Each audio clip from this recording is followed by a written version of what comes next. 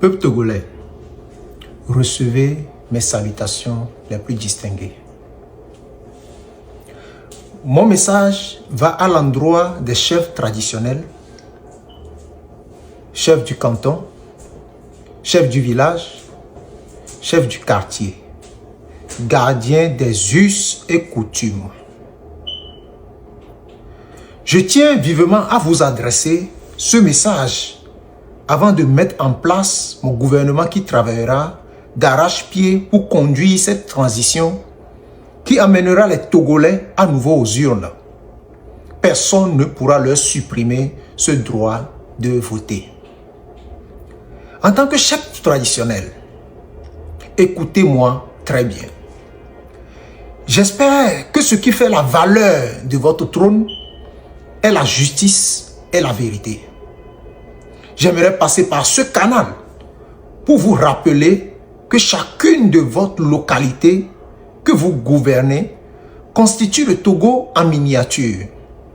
Et comme vous êtes chef pour toujours jusqu'à votre mort, M. Faure Gnassingbé a fait le rêve de vous imiter en basculant le Togo dans une nouvelle république, à savoir la 5e. Voici ma question pour vous. Qu'avez-vous compris de cette 5e république qui vous a tellement plu au point d'être complice d'un crime contre l'humanité? Cela fait 60 ans que la famille Gnassingbé dirige notre pays et 20 ans que vous êtes sous le leadership de M. Faure Gnassingbé. Quel bilan retenez-vous au point d'être complice de la destruction de notre pays?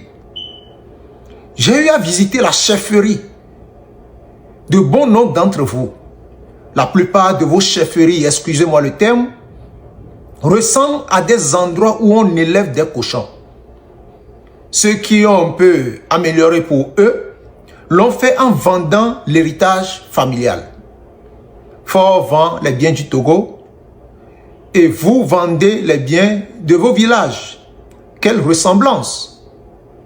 Sentez-vous chef en ayant pour palais ce taudis? Si M. Faure pensait à votre village, votre palais serait un modèle réduit de la présidence.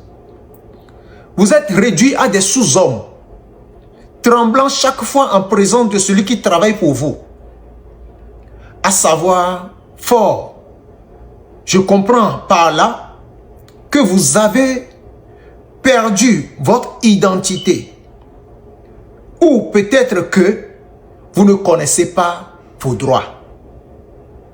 Vos villages sont en manque d'eau potable, en manque d'électricité, en manque de centre médical.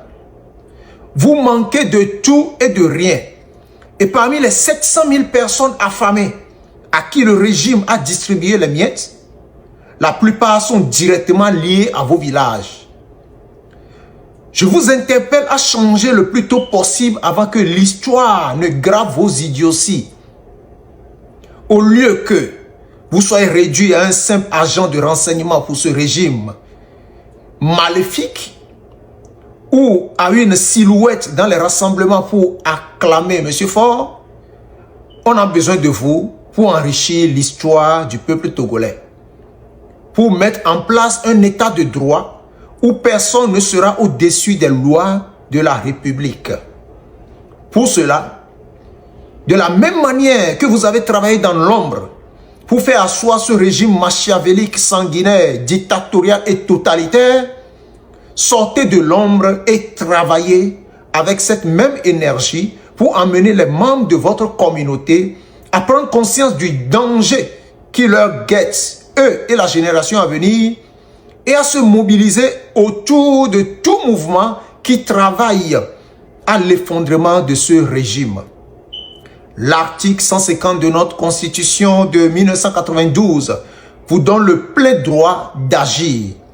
C'est maintenant que votre autorité doit se faire valoir si vous ne voulez pas disparaître.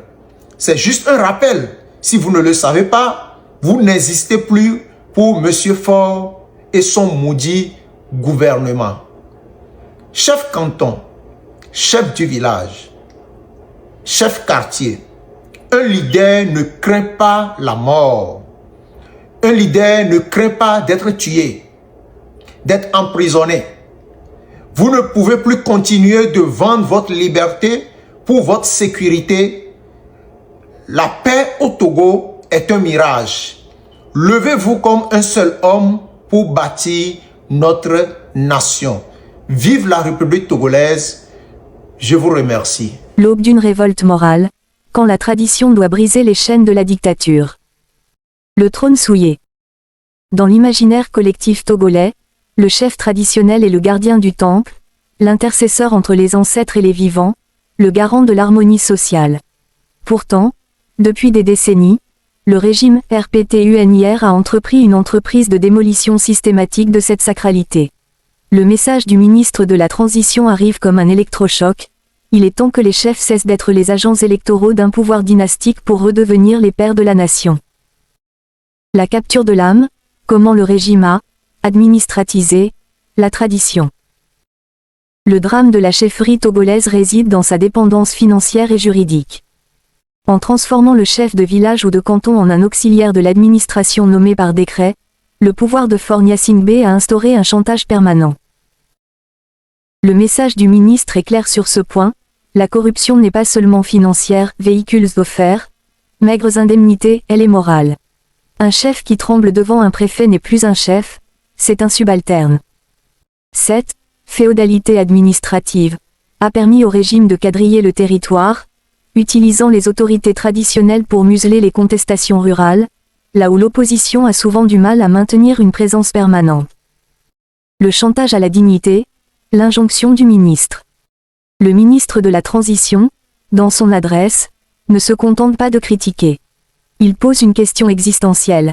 Quelle trace voulez-vous laisser dans l'histoire de votre peuple? Pour un démocrate, la dignité d'un peuple commence par la dignité de ses représentants.